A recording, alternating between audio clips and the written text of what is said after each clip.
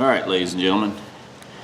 Now I'm going to work on an Artisan, A-R-T-I-S-A-N.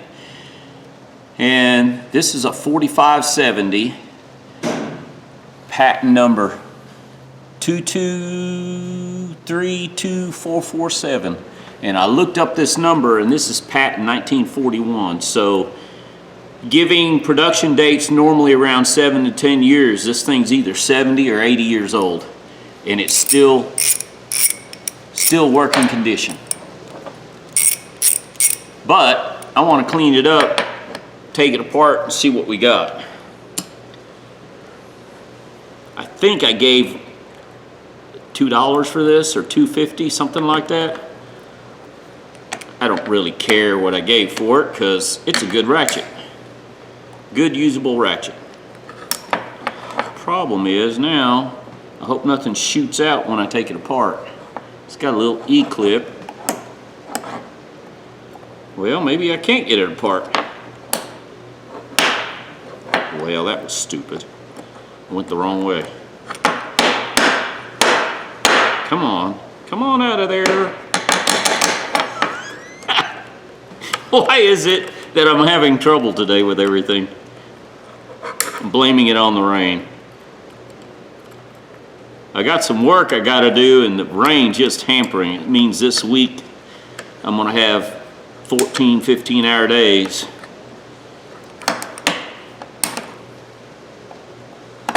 Oh well. I need to eat, so I got to work, pay for my food.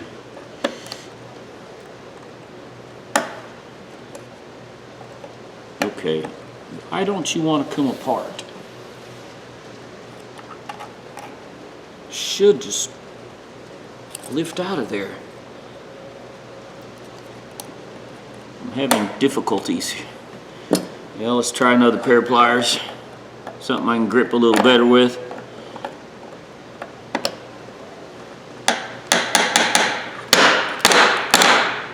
Well, the heck?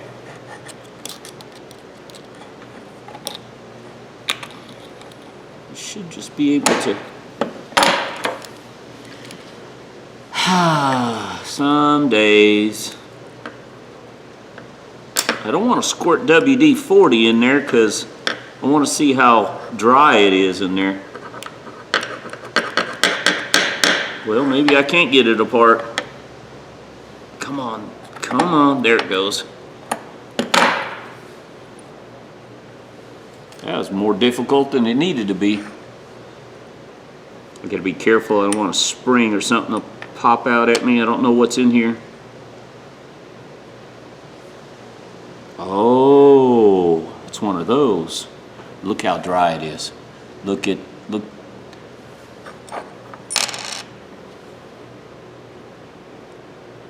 No grease, no oil, no nothing. Okay, this should come out. This whole assembly, this top assembly right here should come out.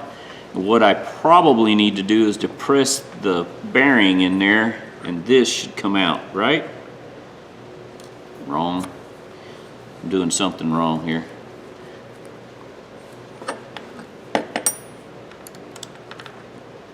Didn't want to do that. I wanted this to come out. Maybe I can turn it.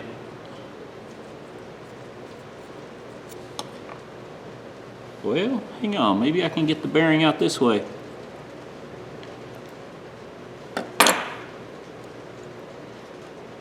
Okay, there's a spring. What am I doing wrong here? All right, let's do this. Let's get the paw out. There we go. I knew the spring was there. All right. There's the hole. Spring goes in the hole. This little cup looks like it's just a, I call it a ball bearing, but it's just a piece of metal with a cone on it on one end. It's beveled on one end, flat on the other. Fits in the hole like that. And this rides on the back of it. See? maybe better show it this way. That just rides on the, when you slide it left to right, and that goes down in there. That ball bearing's in there. But anyways, now so I don't lose anything, already get that spring out. Well, hang on, let me grab that spring.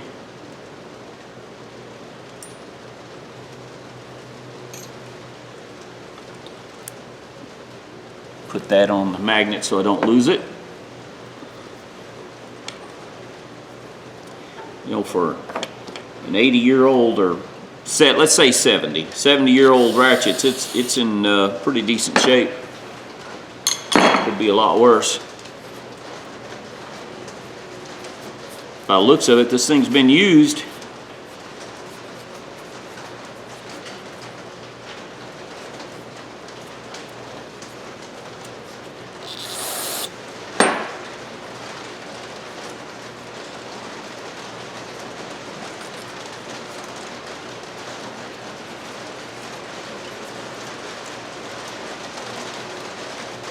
It's not really been abused. It's kind of like all tools, though. People have them, don't use them every day, and they sit in the toolbox for years, and then when they get it out, they use it, put it back, don't think about it again for another week or two or a month.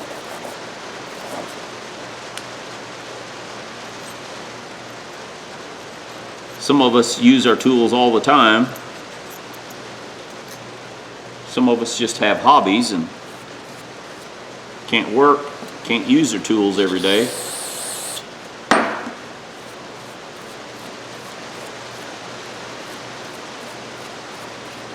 Yeah, that's good.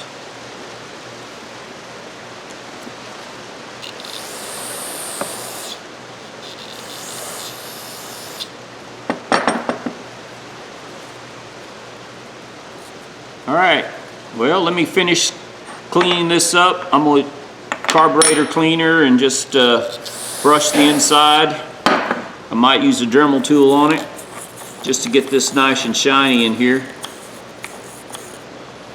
Looks like the teeth and everything are in pretty good shape. We'll look at it closer when I get it cleaned. All right, be back in a few minutes.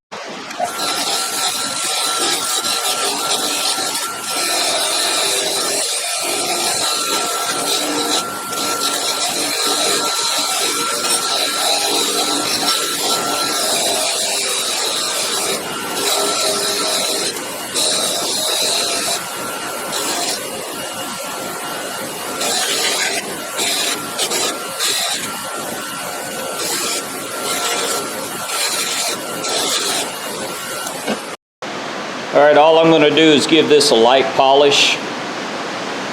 It wasn't polished much from the factory, except for right here where it says Artisan and the part number, so hope you can hear me over the rain.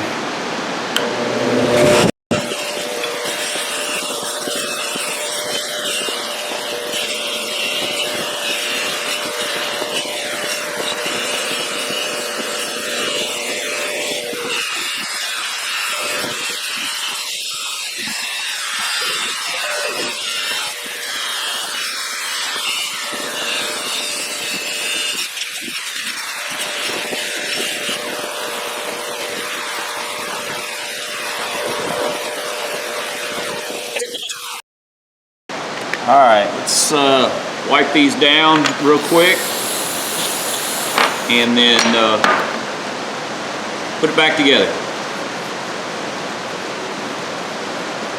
Nothing fancy. I mean, this just a good old wrench. Man, it's pouring down rain again. I'm wiping off the polishing compounds, what I'm doing now, just to get a lot of this stuff off, or as much as I can.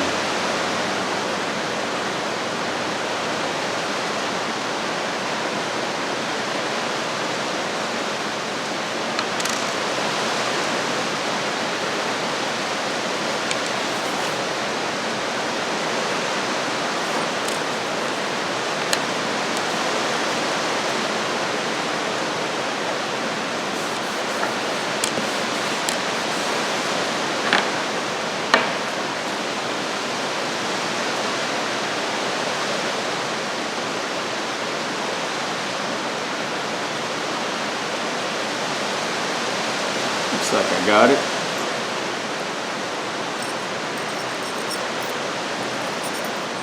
Yeah. Look at the gears. The teeth look worn, but I don't think they're worn. I think that's just how it looks. Hang on, I'll try to show you see if I can get it in there. The pattern looks good. I hope I can show that. It fits in there really well. Anyways, I checked that earlier off camera just to make sure, because these look sharp, and both sides. So I thought at first this was worn, but it's not. It's just the way it's designed. So I'm gonna leave it like that. And what I'm gonna do now is give it a little coat of grease, just a thin slatter. Anything metal to metal contact, I give it a little bit. Whoo, that's raining hard. Sorry, but it's the only day I get to make a video, so.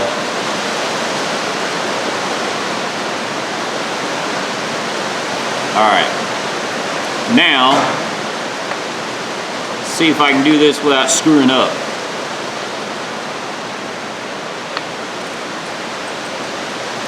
I really don't need grease on the inside on that spring, but I do need probably put a little grease there and where this pin resides. I'll show you this pin up close.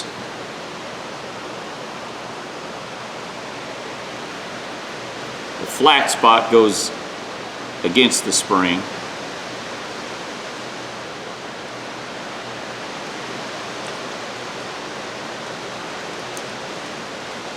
Let's see if I'm forgetting anything here. I think there's enough. Now there's enough grease on that. I don't need to make it worse. So what I'm going to do,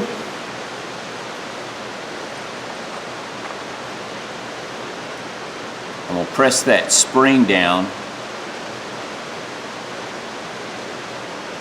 to where behind the cavity.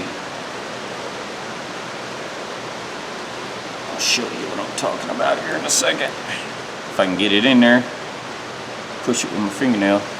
If you see down in there, I push the spring past this shoulder. That way, I can put this stuff in without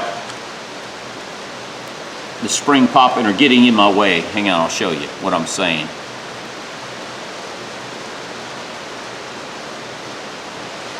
Just a little bit of grease. The paw goes like this because the spring resides on the center right there. So when I turn it, it'll go in that direction. First, I have to put this on because I have to put the pin, this big round cylindrical pin. Come on, baby, come on. Like that. Now, what I'm going to do is slowly turn this. I say that. Slowly turn this. There, spring came out. Then it switches. See? No big deal. It's an easy ratchet. Now I might as well put a little bit of grease on top of this.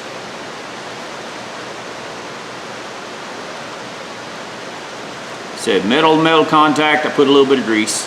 Oh, dummy me, might as well grease the inside of this.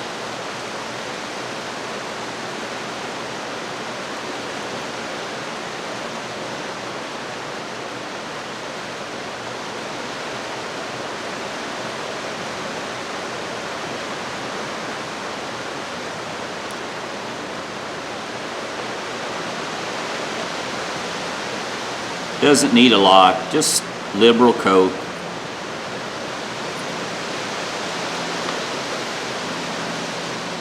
Now, put this together, you have a little cutout on your cap. That fits your switch. See, left, right, left, right.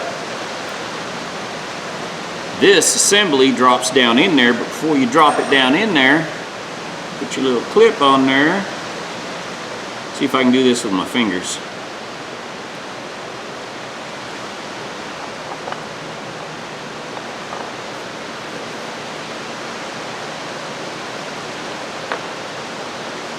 Oh, almost screwed up, ladies and gentlemen.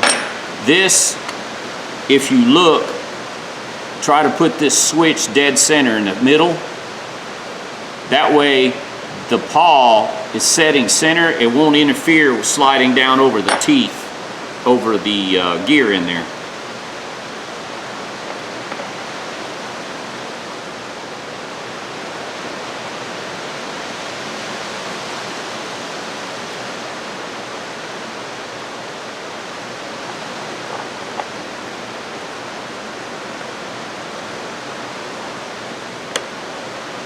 Almost. There it goes. Let me wipe my hands off real quick. Got grease on my fingers. Might as well get the grease off the outside edge here.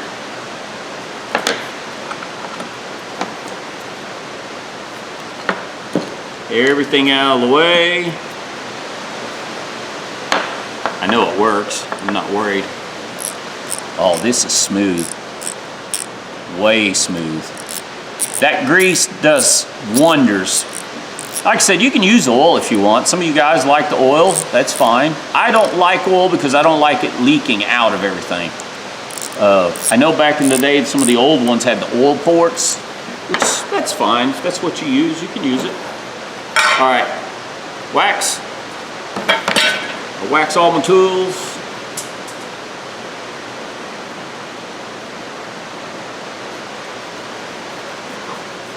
Just helps keep liquid shedding off of them.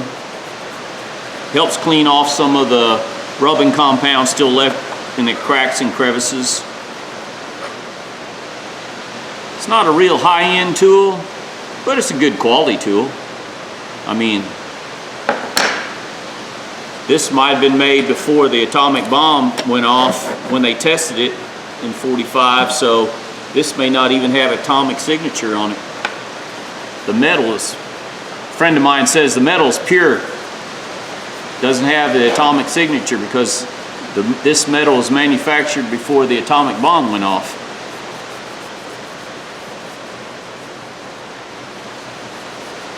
So this probably made, if it patented in 41, this probably was made for, let's say, 10 years. This design, or this model. This design, I think, has been out for a while.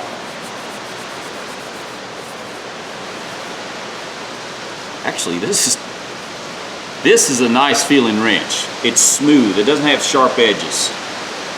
All right, ladies and gentlemen, check that out. I mean, I polished the name and the patent area in USA, the number, and this I polished lightly. The rest of it I just gave a light coat. I didn't really do anything. Wire wheel and polish. I think I got maybe $2.50 in this. For those of you needing a good used wrench, these are easy. The sound on this, it's got, what is that, 62 teeth or something like that, I think. It's a good quality wrench.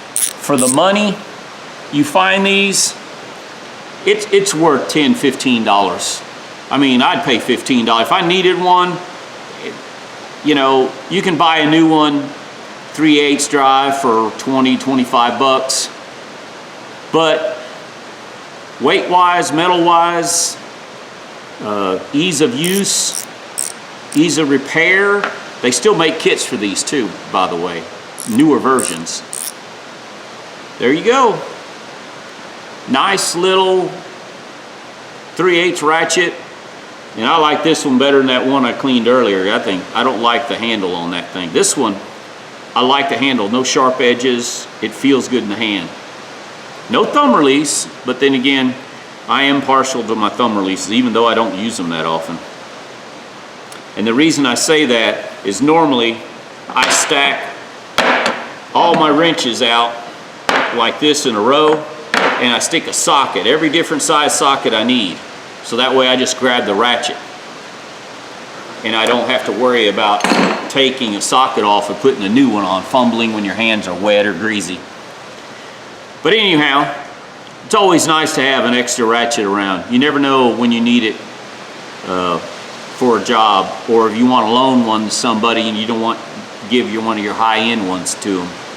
This, I wouldn't let anybody borrow this one. I like this one. All right, ladies and gentlemen, tell me what you think. Thumbs up, thumbs down. I've never heard of Artisan before, but if I find another, I will buy it. It's just a good quality tool for $2, $2.50, whatever I got in it. It's well worth the money. Most people see these, don't recognize the name. And think about it, a generation's already left. This wrench could be 80 years old, a little over. A lot of people don't recognize the name, don't understand it. And unless they look it up, they won't know. All right. Subscribe if you like. Tell me what you think. Good or bad, I don't care. You guys leave some good comments. I like listening to y'all. And oh, just to let you know, I've been so busy, it takes me 2 or 3 days to get back to check my email. Working 14, 15-hour days, it's pretty tough. You don't want to come home and look at a computer after you get home. You just want to eat, take a shower, and go to sleep. All right, guys. Ladies and gentlemen, have a good day.